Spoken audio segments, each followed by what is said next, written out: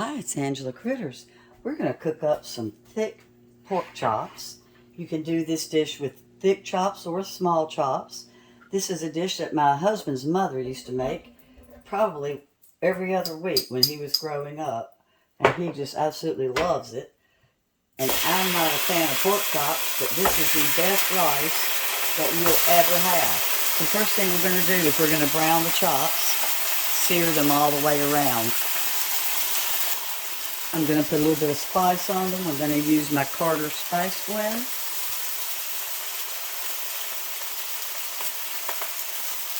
And then after we brown these, we're going to throw in some bell pepper, onion, some fresh garlic, and a little bit of, well, a whole can of tomatoes.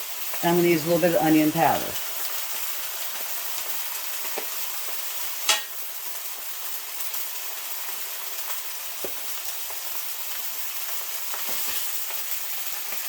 And I like to sear my sides. I don't want them to dry out, so I'm going to add just a little bit more oil while I sear.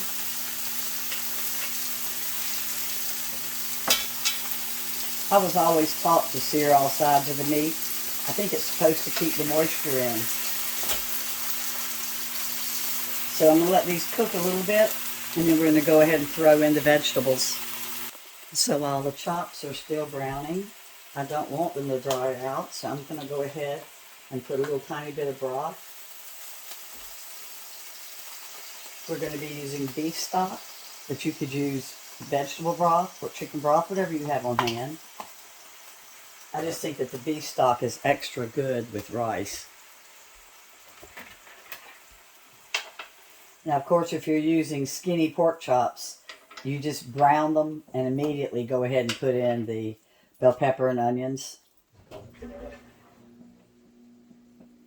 But since these are so big, I want to make sure that I get them semi-cooked before I go ahead and put in everything else. Okay, so let's throw in, I've got bell pepper, onion, and some garlic. I've got 2 garlic cloves.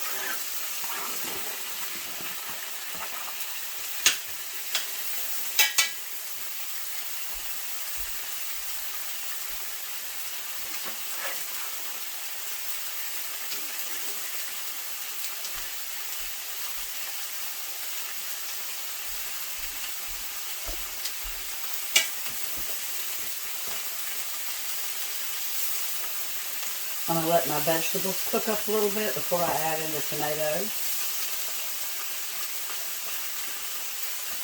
And these chops are going to be so tender. My dad used to say tender as a mother's love.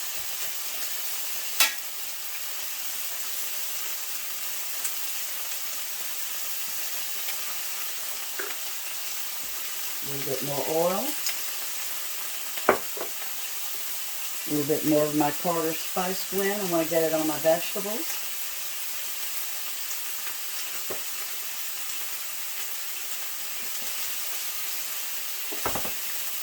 Starting to smell so good. I'm going to let these cook for about a minute or 2. I'm going to add a touch more broth to the meat. While the vegetables continue to fry up.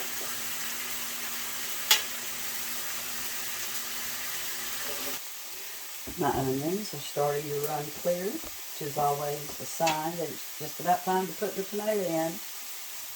Now, if you don't like canned tomatoes, you could use a can of tomato paste just to get the flavor of the tomatoes without having to eat them. But I love the way that the tomatoes taste. I'm using some tiny chopped, fire roasted.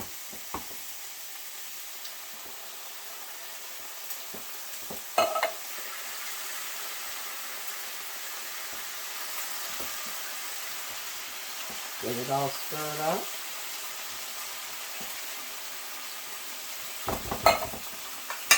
Pour in some Uncle Ben's. I use a lot of rice because you can feed a lot of people that way.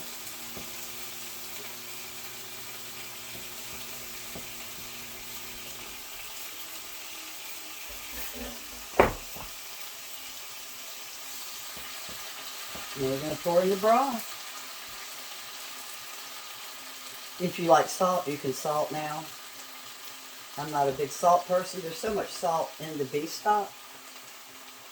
So we're going to put a lid on here and leave it.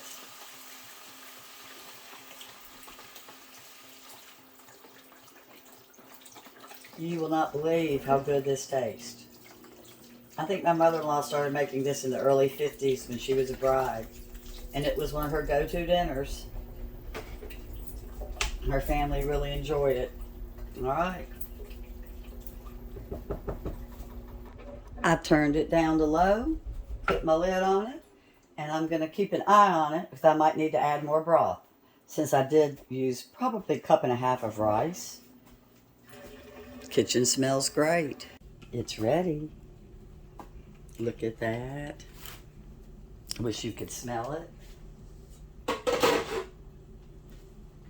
I did end up putting a little bit more broth in it.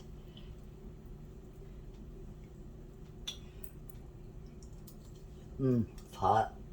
That is so good.